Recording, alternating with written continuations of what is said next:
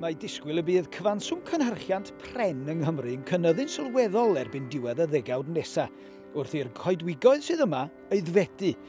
Mae'r diwydiant yn creu dros 4,000 o swyddi yma yng Nghymru ac yn cyfrannu'n sylweddol i economïau lleol gan fod llawer iawn o'r gwaith mewn ardaloedd gwledig. Ffarmwr sydd wedi mentro i'r maes yma ydy Huw Thomas Jones. Mae'n ffermio'n organic a'r fferm gyngor 64 o erwe ger Tywyn ym Meirionnydd, ond ers 4 blynedd bellach mae wedi troi law i weithio fel contractwr coedwigaeth.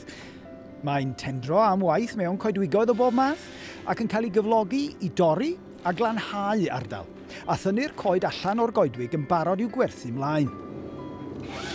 Dechrau efo lli nes i.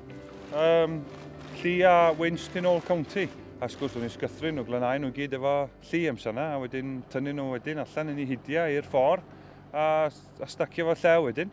A wedyn buddsoddi yn ôl sylweddol i gyrraedd lle wyt ti heddiw felly? Do. Wel, nes i ddechrau o'r sgidr, da ni'n gael efo'r county a winch, gyda ni fel beiriant tu ôl tractor arall oedd yn glanhau y coed, a chi'n gorfod tynnu'r coed i'r peiriant yna, wedyn chi'n codi'r coed on trwy'r fel processor maen nhw'n gael nhw, ac chi'n methu mynd i fewn i'r coed efo nhw. A wedyn ddoth hwnna i diwedd i'w oes, a wedyn gorfod ni fynd, mis i penderfynu mynd am harvester wedyn, excavator ar tracks a head arni i gwmpa'r coed i hunan. Dwi'n sgwrs wedyn, oedd pethau, fel mae pethau mynd i ymlaen, oedd be oedd gennau i gario'r coed allan, ddim wedi methu dilyn yn peiriant torri fi. So rai fi brynu rhywbeth arall wedyn, yr forwarder yna i gario'r coed allan. Wedi'r buddsoddiad mewn peiriannau modern, mae Huw yn medru cwmpo oddeutu 200 o goed y diwrnod, ac mae o bellach yn medru cyflogi 4 o weithwyr. Wel, dwi wedi edrych ar goedwigoedd ar hyd a lled y wlad, ond o'n i rioed yn gwybod be oedd yn digwydd tu mewn iddyn nhw. Be ydy'r gwaith sydd digwydd fan hyn ar hyn o bryd, Huw? Fan hyn ar hyn o bryd, beth da ni'n neud ydy, hwn, ydych chi'n galw fo'n term Saesneg, ydy first inning dio. Coed sy'n rioed ydy cael ei gwmpa o blaen sy'n ydy beth eisiau neud i ar ôl, dwi'n bod, 25-30 mlynedd, mae eisiau tynnuo. A dyna da ni mewn yn neud ar y funud, i tynnuo. Wedyn, da ni'n neud fraslun o ffordd da ni'n mynd i weithio fo. Mae'n rhaid i gael rhywbeth o track i'r coed fynd allan, extraction route, da ni'n gael fo.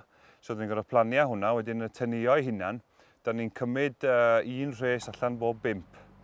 So, beth da ni'n neud ydy cymryd coed llia allan, stwff ffensio, lot yn yma bod yna demand golew ar ffensio, a da ni'n cymryd rai doublers, neu hain dwy sy'n tyfu mewn, bydd hynna byth yn ddefnydd 10 goedan. So, waith i ddod allan wan ddim yn de.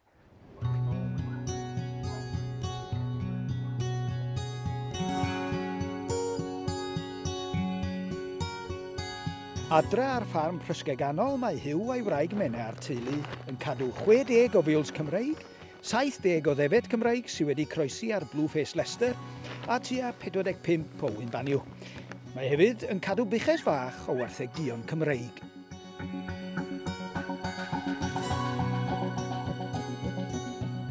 Wel Huw, gan bod ti mor brysur yn y coed, mae rhaid i gael system go syml adra, swn i'n meddwl, beth ydi hanes y ffarm? Yndi, ffarm denantig, ys i lwcus iawn cael y cyfle. Faint sydd wan 2004 ddethon ni symud yma. Yndi, mae rai fi gael pethau rhaid syml, yndi, dwi wedi cael y buchod o Ted Mena, dwi'n licio y brydio'r buchod dion yma. Mae gen ti dipyn o enw yn y bryd o beth dwi'n ddall? Dwi'n gwybod am enw Alun, ond dod, ni wedi gwerthu 3 tarw allan o 4 o fuchod sydd yn percentage go lew.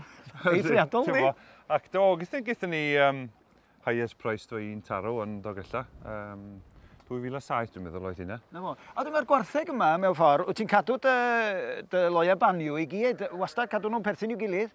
Ynddo, trio cadw i'r un lain ynddo, a'r lain sgennau fan hyn ydy, ydy dod i ddechrau o sbyty nel oedden nhw.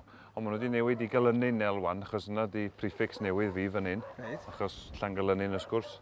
A wedyn nels da ni'n mynd, er y gwir, ynddo, a dwi'n trio cadw beth dwi'n licio fel heffrod, ys ti'n de? Siwr iawn. A mae hen linachau gen ti, ti'n de? Ynddi, mae hain yn mynd nôl, dwi'n credu 1948, dwi'n credu, neu tad Mena o wraig dechrau efo'r gwartheg dion. A dwi...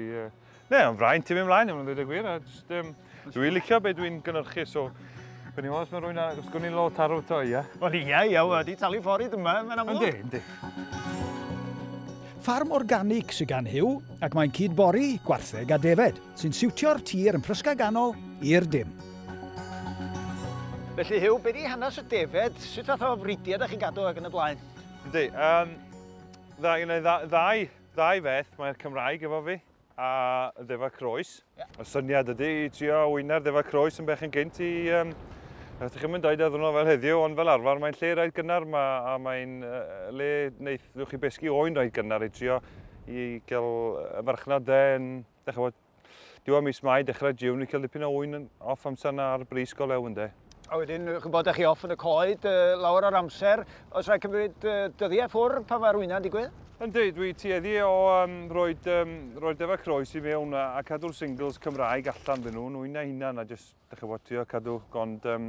efo croes i fewn a mae menna'n i dde chwarae teg iddi ar ôl ysgol, mae hi'n bach i cyfle ac oedd dad yn dde iawn i ddod drew amser cinio. Ond os mai, ryw adag fel maen nhw'n dŵr o wyn i fynd allan neu tywydd a mae'n bach o waith bydd rai fi aros fewn i aros adra i gael gofal o'r defod o wyn. Tybed felly, petai rhyw ffarm 200 erw yn dod yn rhydd, fydde Huw yn dewis mynd amdani. Neu, a'i hobi ydy'r ffarmio tybed? Hobi di ar y funud, wel, ie, hobi, ond mae ffarmio'n gri yn ngwaed i'n de, ond yr arian, so well bod fi'n dod i coed bob di Sadwn a bob di sir yn lle, achos dwi'n cymryd fel arfer di Sadwn neu diwrnod ffarmio fe. Ie. So, mae'r ariannol sef fi bod yn coed a dwi'n gobeithio yn yr amser o wan ymlaen bod fi'n gwneud y jobiau beth llai, llai'n cystadlu efo'r boes mawr coed yma, ond bod fi'n arbenigo mewn rhyw tenio a rhyw jobs digon sensitif bod na pwy o waith i fi'n dyfodol. So o'n benderfyniad calad, dwi'n credu mewn 2 flynedd, so wedi llacio off am talu mewn machines yma. Pwy o wir, ond so fo'n ddewis go galad dweud gwir. Wel, dwi'n dymuno pob lwc i ti beth bynnag, so ni'n dweud bod ti'n mynd i wneud yn dda iawn. O iawn, diolch yn fawr chi.